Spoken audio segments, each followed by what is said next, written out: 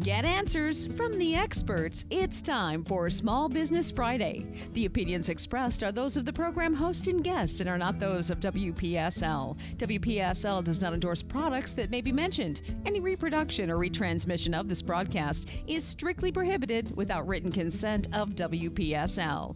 Call in with your questions and comments at 340-1590. 340-1590. Now, here's your host. This week on Small Business Friday, it's Build Your Brand, Build Your Business with Express Printing. Ken in the studio, welcome back. And welcome to you, Veronica. And it's great to be here. I honestly have to say at this point in time, I can't wait for next week. I just... by the time you do the next show, it'll all be over. Yes. Yeah. My cardiologist told me yesterday I can't listen to the news anymore. We're talking election, of course. Yeah. However, welcome to Build Your Brand, Build Your Business, and I am Ken Greenhill. Today, as we have in the last couple of segments that we've done, we want to remind our listeners that we want to say thank you to local merchants. Mm-hmm. And please feel free to call 340-1590 and say they've done a great job because they deserve it. They work hard to earn your business, and sometimes we can pay them back a little bit just by some kindness and gratitude for the job that they've done for you. I know oftentimes it's people grow to expect that because you walk into a merchant that they should be nice and courteous and give you high quality service, but we all know what the world is today, and sometimes we need to tell those people that they've done a great job. Now, in keeping with that, I know that the person that I want to first recognize this morning, the company, business, that I want to first recognize this morning, they are a sponsor of on WPSL. Oh, even better. But bigger than that, they're not the type of person, the people that run this business are just kind and generous of their time, their facility, their support of the community, and it's the St. Lucie Drafthouse. And Tammy and Kathleen and all the people down there should really get a great pat on the back for the charitable work that they do in terms of golf tournaments or charities for raising funds inside the restaurant. And I can't say enough about them. We've known them now, Cindy and I have known them now for about 2 years, and it's just endless to me, the kinds of things that they do and what they give back to the community. So, they've been around a while now. Yes. And, and that's great. I mean, because some of the other, quote, tap houses are come and gone. Yes, which is actually a great segue. You are so good. One of the things that I want to talk about is longevity. Okay. And the Drafthouse is a perfect example. Mm-hmm. They've been around a long time. I don't believe that longevity in business is accidental. I think it's a result of a continuum of good, sound business practices, fairness to the community and to the client base, and much like Express Printing, the business has been around for 33 years, mm-hmm. going on 33 years, and it's quick print places come and go, and we always tell our employees that price is the last thing we're going to talk about. Obviously, price is an important consideration in anybody's buying decision, but if a business sells only on price, they'll lose their sell only on price. Because as soon as somebody comes along and they're willing to do it for a penny less or 5 cents less or $10 less, then there is no loyalty to that client. We try to earn the trust and the confidence of our customers when they come in, that they know that we're going to offer them the kinds of services that will actually make us their print partner.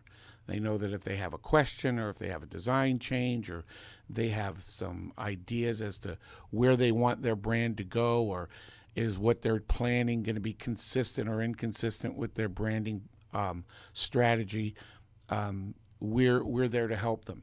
And more often than not, we don't charge for a lot of the things that we do because it's part of the service that we offer. Mm-hmm. And we think that for a good part of our longevity is based upon being there for our customers. Sure. And I think that the same thing is true for the St. Lucie Drafthouse. They don't advertise their kindness and their charitable nature. They just do it. And so my hat's off to them. And again, anybody else that and feel free if the listeners want to call in and echo what I've said about the St. Lucie Drafthouse, then please feel free. If you have another merchant that you want to pay gratitude to, then please give us a call, 340-1590. Veronica, one of the other things that I want to talk about today, fundamental to building your business and building your brand, is creative development and innovation. And, oftentimes I talk to people and they go, oh, wow, what a great idea this one had, or what a great idea that one had. I happen to subscribe to a school of thought that says that, first, there's no such thing as an original idea. And once we get past that and we recognize that very, very, very rarely is somebody going to come up with something that's so unique and so new that it's going to, that in and of itself will set them apart. The truth is our entire internet, and not just the internet, but electronic communications and computer sciences, all of that evolved out of the U.S. mission to go to the moon. We didn't know what we were going to do. We didn't know how we were going to do it. But as my dear departed dad used to say, if you can conceive of it, you can do it. I always think that it was like a little green man in the basement. Yeah. How did we do that? I mean, how did we all of a sudden we're rocket scientists and we're going to the moon? Right. And we didn't have the technology and we didn't have the wherewithal, but we knew we had to develop it. And which is really the first part of any creative and innovative process. First of all, I want to differentiate the process of thinking. And please bear with me because, I have done a lot of this. I'm not a Rhodes Scholar or a multi-billionaire that's I'm not Popeil's bucket fisherman. And yet you hold patents. Yes. To things, to inventions. Things. Correct. Very cool. There's two types of thinking from my perspective. One is to think what everybody else thinks. Going back to our political So you're conversation. saying necessity is the mother of invention? Absolutely. Well, actually, I think that necessity is the mother of opportunity. Inventiveness is the next tier that says an opportunity is created by the necessity that's observed by somebody. Okay. So observation becomes very critical. I think that we've talked in the past about my example of the non-destructive cover for your cell phone. Well, today, if you could have 5 cents for every non-destructive cover that's being sold, you wouldn't have to work anymore. Exactly. But if I said to you 15 years ago, hey, let's invest in this non-destructive cover for cell phone business. Going, what cell phone? Exactly. So somebody out there said, well, there's cell phones and people drop them and they break, and maybe we can come up with something that prevents that from happening. That's a process of thought. That's not a what to think. That's a how to think. And that's the differentiation in the thinking process. We have to understand that what to think methods are survival. You're going to do the same thing the next one's going to do. You're going to put out a $2.99 breakfast meal because somebody else is. And, you look at the whole fast food industry today, it's consumed with this process of how many things can we give for $4, and one does it and then somebody else does it. Well, I think the economy is kind of driving that. Yeah. Well, I guess that will be determined by who wins in the end. But the thing is it's a bunch of Me Too. It's Me Too, Me Too, Me Too. Me Too is what to think. We are consumed in our nation today. We're being told every day, this is where you go, this is what you do, this is what you wear. And there's, you know what? I'm not criticizing people that do that. What I'm criticizing is the process. If you arrive at your choices because you've reasoned it out and you thought through it, and this is what you've decided, then kudos to you, because that's a how to think process. But if you're doing it because Susie next door is doing it, or everybody else is doing it, that's a what to think process. And our society and our culture and our businesses today are played out on the basis of advertising and marketing people's ability to tell you what to think, and for you to buy into that. I call it drinking the Kool-Aid. The more you do it. And you should really grow out of that through high school. You would hope. Unfortunately. Because that's when you're really worried about what everybody else thinks. Yes. But the old habits die hard. And it's also an easier route. If I don't have to think about it, I don't have to be right or wrong. I'm just doing what everybody else is doing. So the first thing that a creative person and creative thought requires, in my estimation, is to abandon the concept of what to think and to move more into a how to think process. And so people go, well, how do I do that? That's exactly how you do that, is by asking questions. What does widget A necessitate? What will that, let's just say widget A is going to be successful, and I believe it's going to be successful, and all the statistics and the data indicate that it's going to be successful. I have a choice at that point in time. Do I want to make widget A, or do I want to make widget A.1? What's the next iteration? What's the next necessity? And having invented and being the holder of patents, I've learned one thing, and I've said this before. A patent isn't any, and I know it to be true, is only a path of litigation. That's all it is. The patent guarantees you nothing. It doesn't sell anything. It doesn't market. It doesn't tell the consumer that you have it. All it is a method by which, if you see somebody else making it and you want to sue them, it time dates your invention and the uniqueness of your invention. And that's all it does. So having a patent doesn't guarantee you anything. I'm perfect. So it hasn't made you any money yet either. Right. I'm a living example.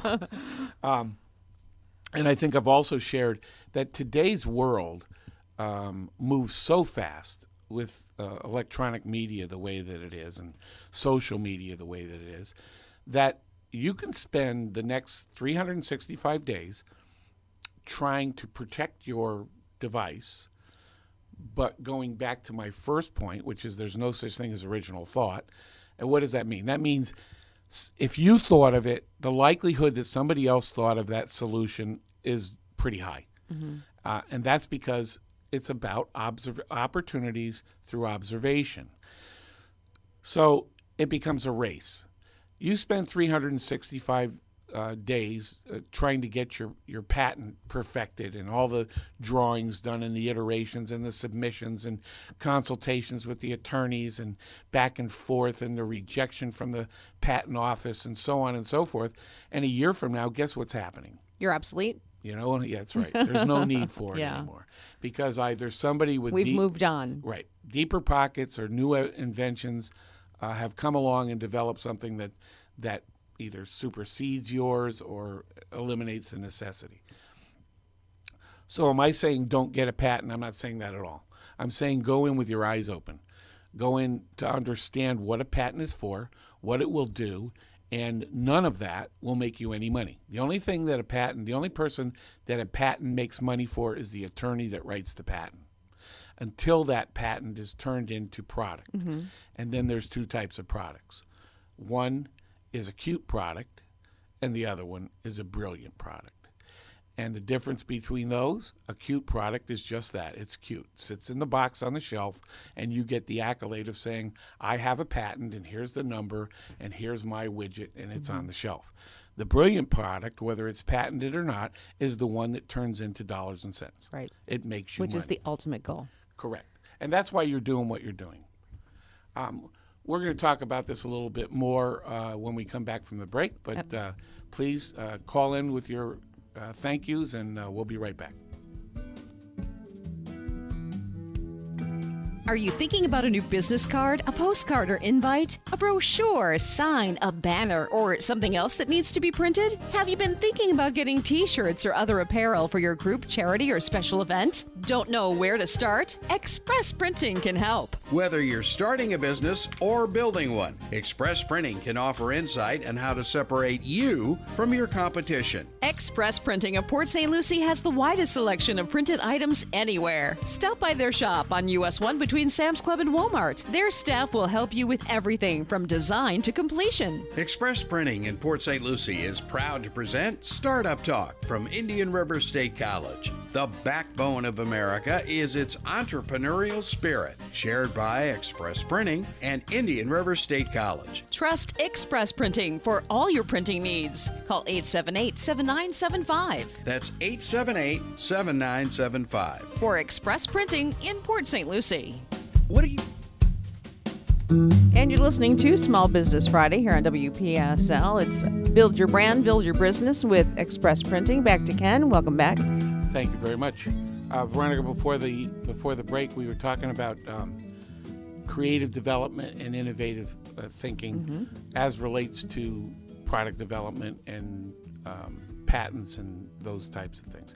And when I say patents, I'm referring to registered trademarks, which sometimes are actually more useful to people than a patent. And why is that? A registered trademark is something that's going to be visible to the public. It's going to be used in trade, and it's going to go out to support, in most cases, the brand that's being built by a business. So, and a registered trademark, the process is very similar, and as opposed to a TM that you see on something which is a trademark, which simply can be claimed. It doesn't have to be registered, or a registration where you see a R in a circle, which means that trademark has been formally registered with the patent office in Washington. The last thing you might see, there's two other things you may see, is an SM, which is a claim of a slogan, and the slogan mark, and or a C with a circle around it, which is a copyright, which is a claim of copy protected information. All of these things are really only designed to establish a path of litigation under contest. If they're not contested, what difference does it make? Sure. But I would venture to say that if you attempted to use the McDonald's or Burger King or Wendy's logo in something without their permission, you're going to get a call from somebody. And that ability to call you and enjoin you from that use is established in the registration of those marks. But what's more important is that when you're in business to make money. Virtually all businesses are designed to make money.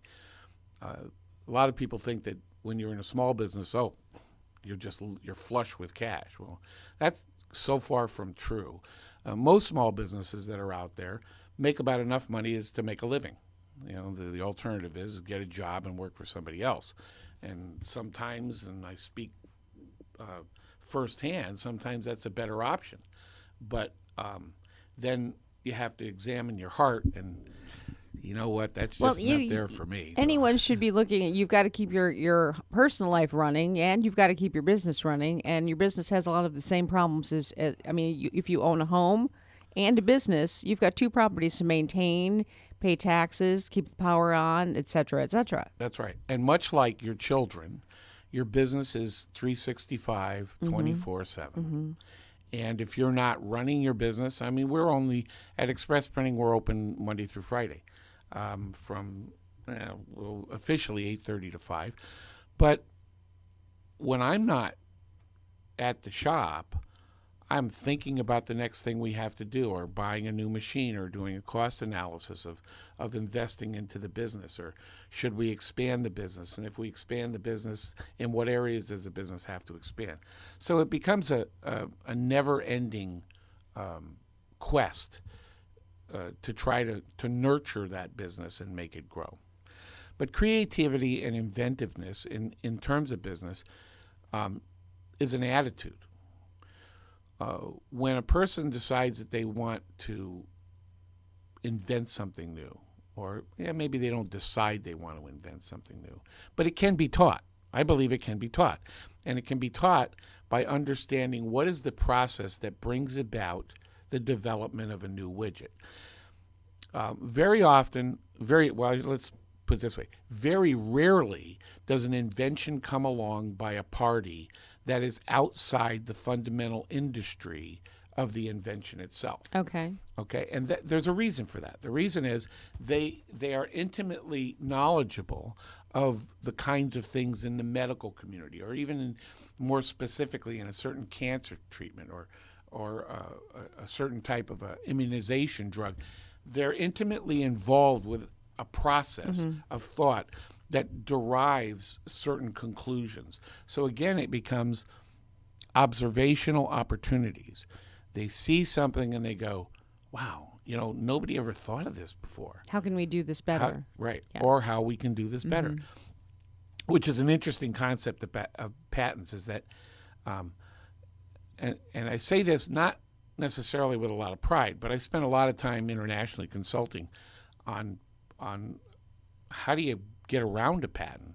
And I'm not going to go into details about that because I think that there's an ethical question associated, which is why I said not with a great deal of pride. There's an ethical question as to beating somebody else's patent. I'm a believer that if somebody's invested the time and the effort and gone through the process of protecting their item, pay them a royalty. That's all. They did the work. Pay them a royalty. It's less expensive. It's cheaper for you. You don't have to go through the process. Now, if, like a lot of inventors, they say, no, I'm not paying a royalty. I want it all. I want all the widgets in the world, which very rarely happens. Then, you know what? All bets are off. Then you may have to, you're trying to satisfy a need in the market, much the same way as they did, and there's an entitlement at that point. But the first step, from my perspective, is to offer to pay a royalty for any invented idea. Going back to the process itself, once we've abandoned the what to think, now we're free to the how to think. So now whatever industry we're in, whether it's printing or cars or tires or medical community or electronics or spatial, it doesn't matter. Within your business, to develop the understanding and the skills to observe what's there, what makes it better, what could make it better, what opportunities are there to overcome barriers to this product's use or this product's application, whether it's safety, color, design, efficiency. There's so many different things, and the best people to do that are the people that are involved in that industry already, because they've got a head start. So the likelihood of me, and I think I'm a pretty inventive kind of a person, but the likelihood of me developing something that's going to go on a mission to Mars is pretty remote, unless I'm going to print it, and everything that I've ever invented has been because somebody else presented me with an obstacle within the print industry and said, we'd really like to do this, that. By example, I was called into Seagram's Corporation in Baltimore, into their bottling plant. And Seagram's marketing people decided that they wanted to put an extended content booklet, which is a little folded up piece of paper, onto the Captain Morgan label. And what it was going to be is holiday recipes of how to use Captain Morgan. And great idea, okay? How many different ways we can do this with our standard bottling? Well, what they found, however, is that in their manufacturing process, when you took this folded product and you put it on the bottle, when the bottles were dropped into their nests in the cartons, it would rip the labels off. Sure. So they had labels all over the place, and this wouldn't do. So I went down and I met with the Captain Morgan PI, and the reason that they called me was because I supplied the original booklets that they designed, the leaflets that went on their bottles. And when they said, well, this is not working and this is why, I said, well, okay, I can see that. So we have to come up with something better. So I sat in a meeting and I said, well, you know what? It's no big deal. What we'll do is we'll take the leaflet and we'll put it inside a pouch and seal all the sides of this, stick it on the bottle, and then when it drops into the nest, it won't tear the labels off. They went, yes, we love this. Why didn't we think of this before? Well, the reason they didn't think it before is because in the process of making these little booklets, that technology didn't exist. The ability to seal a folded leaflet as short of little elves doing it and putting it in bags. Right. To do this in an inline process that made it cost effective, it did not exist. So one of the patents that I developed was one that was how to pouch a folded label, how to print it, fold it, put it inside a pouch, and deliver it on rolls that had pressure-sensitive adhesive so that they could be automatically applied. It was brilliant. And so the point, and it was brilliant because they paid me to do it. The point is this. Had they not given me that opportunity by having a problem in their production line, I would have probably never thought of that. Being very well skilled in my business at that time, which was flexographic labels, I employed what I knew to solve their need and created something that was very unique. Spent the next year getting it patented and probably sold it only twice since then, and because it turned out to be a very expensive process as well. Subsequent to that, it's still technology that's used by other people. And some of my, when I sold my business, that technology and that patent was conveyed with the business. But the point is that I was given an opportunity based upon a failure within a system that I would have never had I not been involved in the business that I was in. Sure. So people shouldn't struggle with the fact that, no, I just don't have what it takes. And you have to get involved. You have to be engaged. And so whether you're a landscaper who's got to come up, I mean, you think about. But I guess you probably also have to be a little bit careful too, because you could be working in an industry and come up with a really great way to do something better.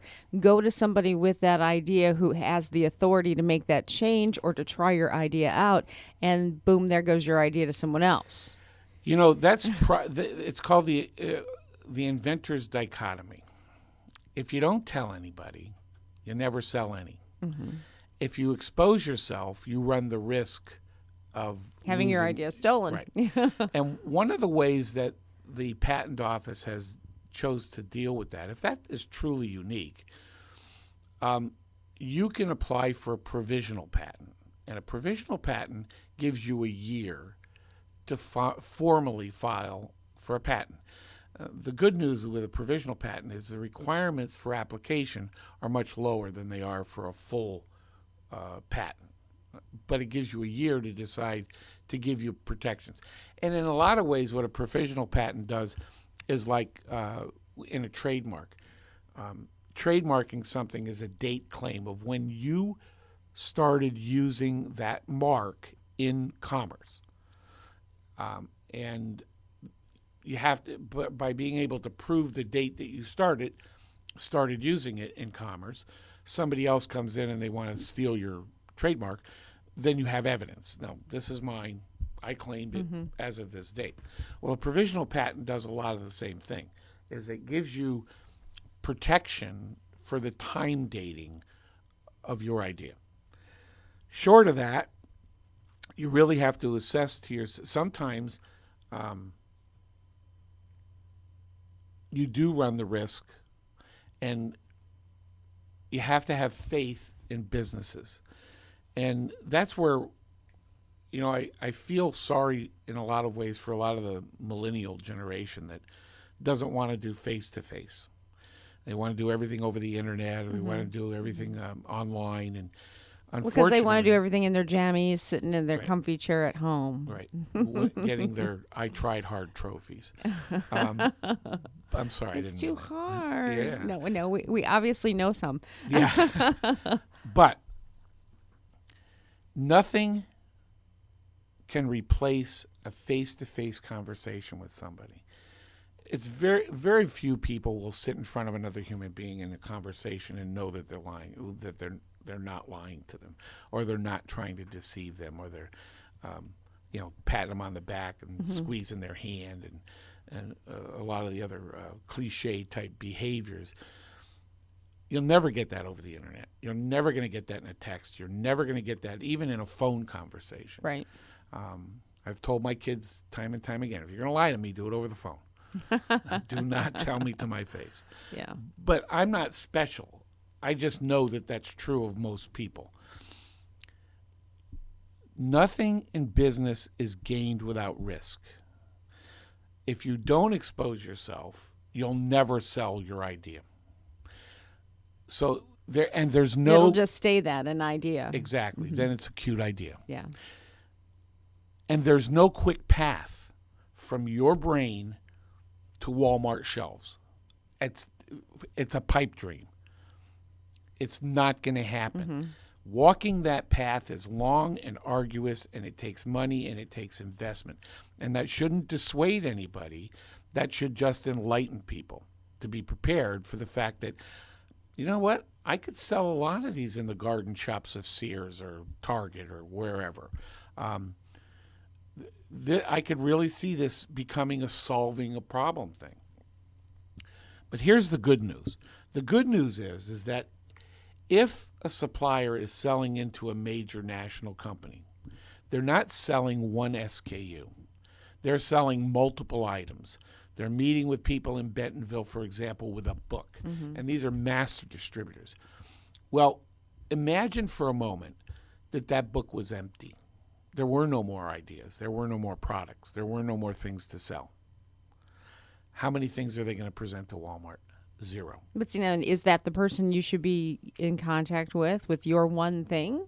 Somebody who has a book of things Yes. that they could maybe add it to Absolutely. their, let's partner up and get this on the shelf? Right. Yes. And for 2 reasons. One, that master distributors makes their money based upon channeling products into Walmart. They don't make their money by stealing your idea. They have no manufacturing facilities. They probably don't have direct contacts overseas or in India or China or Thailand or Mexico or making these things. They are merchants, true merchants. They buy, they move it over into somewhere else. Yes, that's the person you want to talk to. And you want to talk, there's a channel for every product that ever makes the marketplace. It starts with the inventive idea through the manufacturing process, through the distribution process, to the retail process.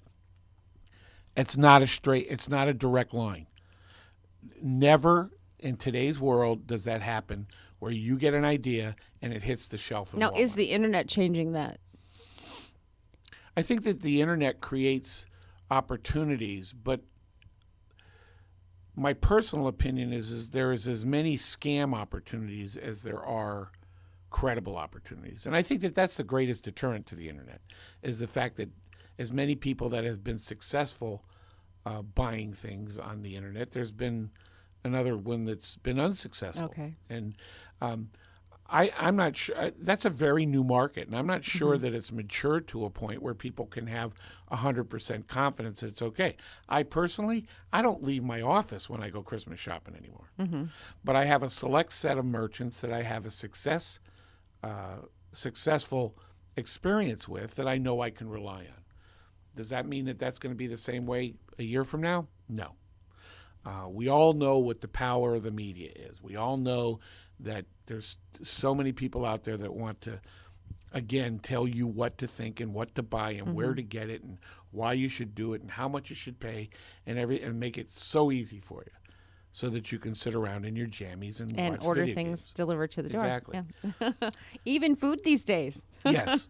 And that's not to say that the internet isn't a valuable service. It is. It absolutely positively is. But caveat emptor has not changed.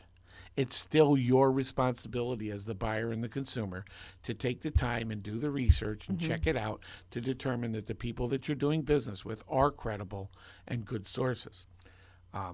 And that going back into how do I get my widget into Walmart, there is a path, there is a channel.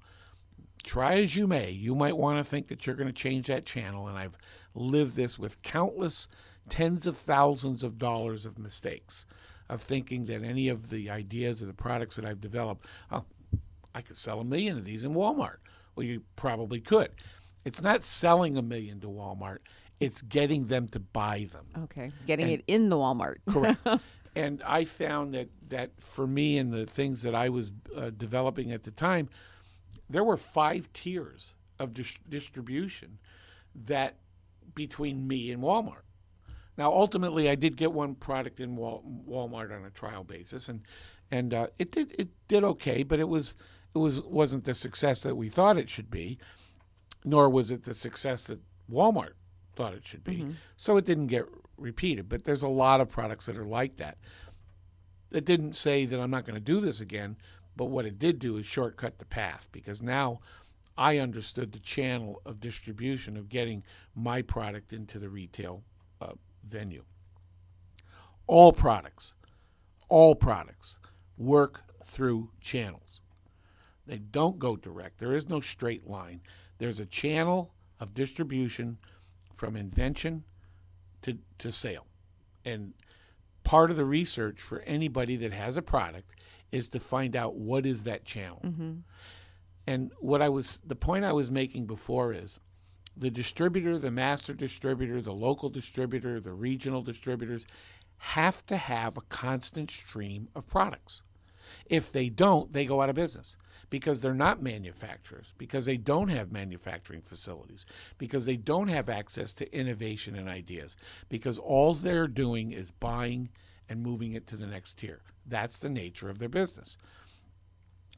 So going back to the question of, do I take the risk of exposing myself? Absolutely. We're exposing to the correct people, the people that can move you to the next tier. Is there always risk? Yes, there is. Mm-hmm. Joey's brother-in-law happens to have a backdoor machine shop that can make your widget faster, easier, and get it there directly, and et cetera, et cetera. Do those things always exist? Yes. But you can't live your life in a soap opera. Look around you.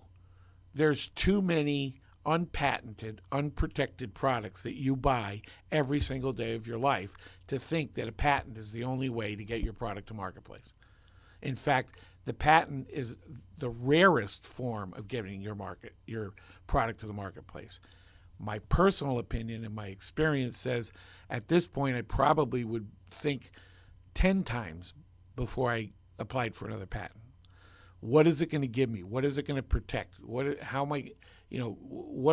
to gain besides the attorney's fees and the egotistical gratification of knowing, wow, I got a patent. And that doesn't do anything for you. So I have 8 patents that are all cute, from my estimation. Now, that's not true. I mean, I've had a couple of them that have helped me out over the years in intellectual property, but for the most part, it's a race to the marketplace. And the race is it sort of like insurance? It's something that you've got that doesn't do anything for you unless you have a problem? I think that's a very, very good analogy. Okay. Yes, a patent is insurance. And there are some things, there's some medical innovations, there's some technical innovations, there's some computer innovations that should be protected, mm-hmm. because they are that unique. A variety of methods of artificial intelligence, regardless of what you think about it, that's some pretty heavy stuff. Sure. I wouldn't even, I feel the draft when people talk to me about the operating system, but there's young millennial people that are thinkers that this is their way of life, and they're embodied into all of that. And there are some things that they're going to know that are unique and they're not unique, and that should be protected or shouldn't be protected. The patent office is extended. When I first applied for my first patent, if you had something written or an idea, it was copyrighted. There was no patents. Mm-hmm. There was no patent being issued on an idea that you developed. Okay, so until you had a physical product. Right. Okay. If you had a physical product, you got a design or a process patent, and you defined the attributes of the product, which gave you a design patent, or the process by which it was made, which gave you a process patent. That's where I began. A number of years ago, the patent office recognized that there was some incredible uniqueness to writing code in ways that it would make your computer function in a certain way. So I guess, and I'm only guessing, but they probably said that this is really a process. It's like a process patent. So that if I write code that can make the robot walk, you can patent that code. I can patent that code. And I'm not the expert when it comes to patents. I mean, obviously you should consult a patent attorney. What I'm sharing is my experience and my opinions, and having spent a lot of money unnecessarily and sometimes. We're going to take another break right now, and we'll be back in a minute. Are you thinking about a new business card, a postcard or invite, a brochure, sign, a banner, or something else that needs to be printed? Have you been thinking about getting t-shirts or other apparel for your group, charity, or special event? Don't know where to start? Express Printing can help. Express Printing of Port St. Lucie has the widest selection of printed items anywhere. Stop by their shop on US 1 between Sam's Club and Walmart. Their staff will help you with everything from design to completion. And with the fastest delivery and price match guarantee, you'll quickly see why Express Printing is simply the best printing value anywhere on the Treasure Coast. At Express Printing, they're real printers, not just a storefront that sends things overseas and takes 10 to 14 days. Need a design? No problem. It's your design, your way, not some template on a screen. On paper, so you can actually feel it and make sure it's what you want. So the next time you need printing, trust Express Printing. Call 878-7975, and remember, they'll even come to you. Now back to Small Business Friday here on WPSL with Build Your Brand, Build Your Business. In the studio with Ken from Express Printing, and we're back. Phone lines are open, 340-1590. Calls, questions, and of course, accolades for a business who's done good for you. I can't say enough about that, please. If you have a local, I can't believe that, I was talking to you once before off air, if we extended this out to people to complain. I know. Let's don't do that, though. We're not doing that. So if you have a complaint, keep it to yourself. Yeah. But if you have a true thank you, don't hesitate. Give us a call. Give your merchant a few minutes of fame and gratitude. A little plug. Now, I wanted to ask you, because by the time you come in next time, we'll be well into November and a lot closer to Thanksgiving than Halloween. If I wanted really pretty Christmas cards with printed labels, do you do that? Yes, but you better do it now. Okay, I was wondering on the timeline on that. A lot of, we're in season. Season has very much started in this area. And that's one of the greatest demands that we have this time of year is personalized Christmas cards. And one of the unique things is we're a custom printer. So we can actually turn your vision into your Christmas card. Every year I started a while ago a theme of I found a snowman made out of sand on a beach here, and you know what? That became my Christmas card. And that's sending it to all my friends up north, just to remind them that Christmas happens here too. It's just warmer, right? But you can design your own. You come in, you spend some time with either Louisa or Jerry or myself, and talk about what you want. It's part of that creative development process. You got an idea or a vision. I just think it's so nice. The envelopes are printed. It's just like you put more effort into it. And it's really not. Well, actually, your company would have put the effort in. Yeah, well, but that's okay. That's what we do. That's what and I think we do a good job of it. One of the things that I believe all the time separates us from other people in this community is that, and we say to each other all the time, you're designing for the customer. You're not designing for yourself. What I think is great and good to look at, I would have clients that just go, what are you thinking?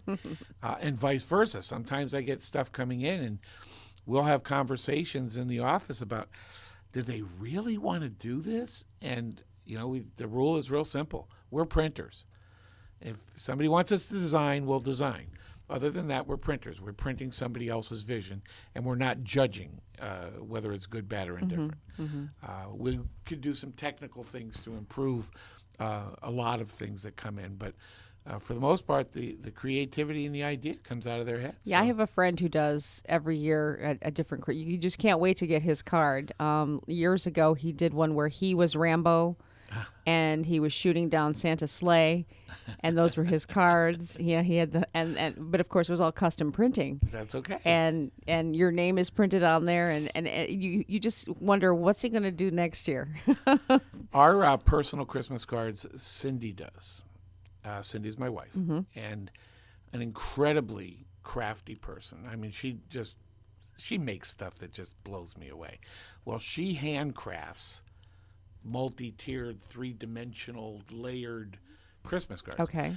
So if you're on the list of 50, because after 50 she's done, you should give gratitude to her. Mine are printed and go out. That's the best I can do. Turn it into a picture. She does the 3D custom crafted by Cindy, and they're wonderful, wonderful cards. So yes, this is the time of year. Yeah. Come in. You can have a unique. We're not a template company, although we do have template Christmas cards. If you want a template Christmas card from the list of cards that are printed in Japan, we can print your name, your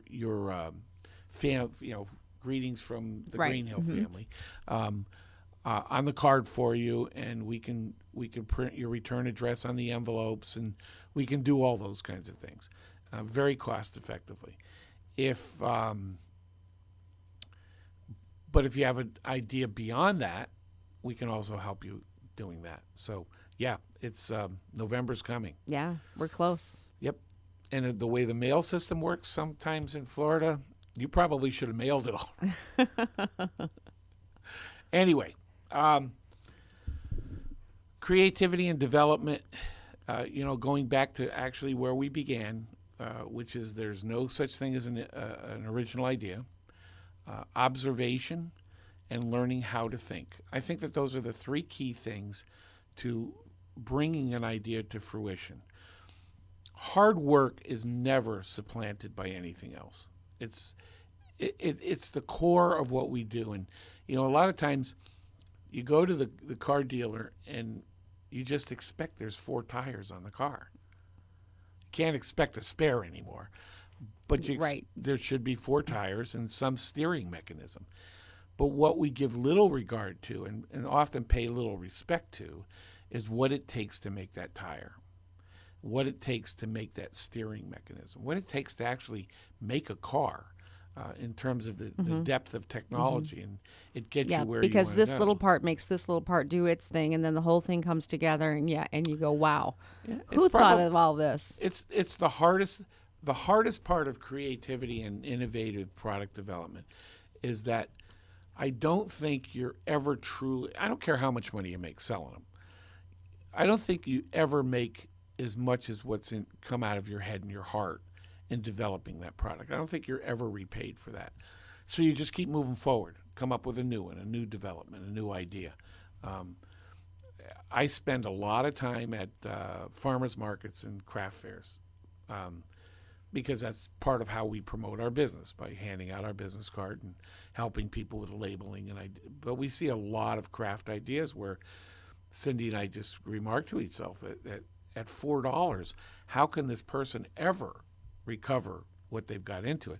And it's obvious that it's the love of what they do, right, not the profit. More of a hobby, and you're sharing, and your probably costs are breaking even. Yeah, if that. But it's fun.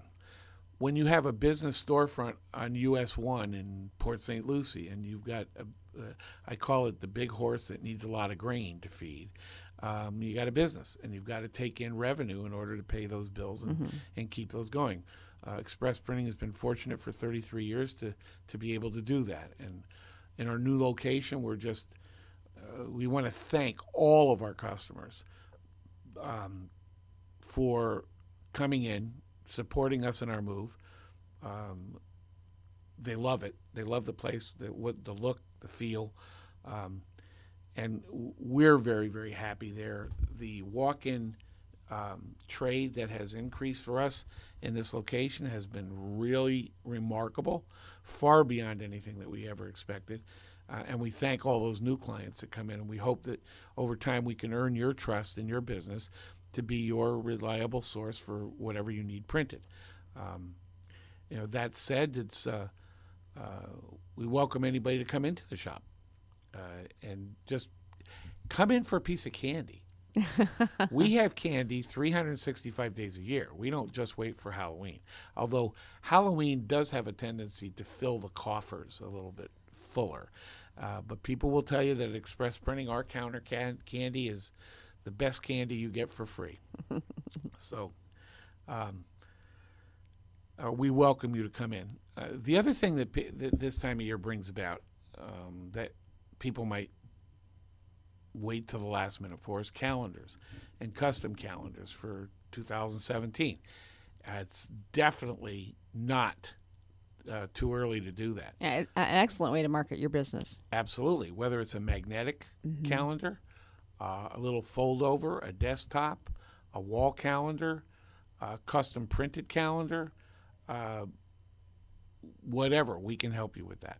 And a lot of times we will guide people into the types of calendars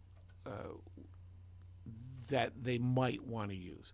And a lot of that is, where do the people that you're going to give them to them, where are they going to display them? Mm-hmm. There isn't any point in doing desktop calendars if you're selling, if your client base is residential homes. Probably not a good thing. If they have offices, sure. Maybe a magnetic calendar, though, one that they can put on the side of the fridge or somewhere in the kitchen where they have easy access to. Or a wallet calendar, something that they can have your business card with a calendar on the back side.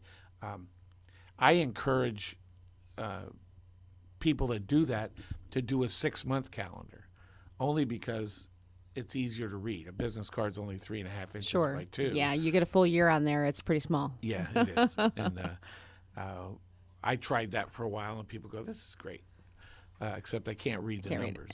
So I encourage 6-month calendar. Now, I did get a business card one time that was a magnifying glass. That's great. It was brilliant, because especially if most of your clients are a little older. Yeah. It helps you to read those other business cards where you can't read the back. You mentioned that in the label industry, one of the things that I developed was a printed magnifying glass by layering special kinds of ultra clear inks. Oh, in between on a label. Okay. Yeah, so you could actually peel it off and stick it on something, and it didn't really have it was a neat product. It was another one of those cute ones. Sure. We're down to our last minute, so I think we should touch upon location again and how to get a hold of you. Yes. Our shop is located right on the Leonard V, is what I've grown to call it, between Sam's Club and Walmart on US 1 in Port St. Lucie. You can give us a call anytime at 878-7975, and we're happy to help you with any of your printing needs, from business cards to banners to shirts to apparel to mugs to tchotchke stuff. We're there for you. Great. Express Printing bringing you Small Business Friday this week here on WPSL. And, of course, you'll be back in like 4 weeks. Yes, God willing. So we'll see you then. Thank you.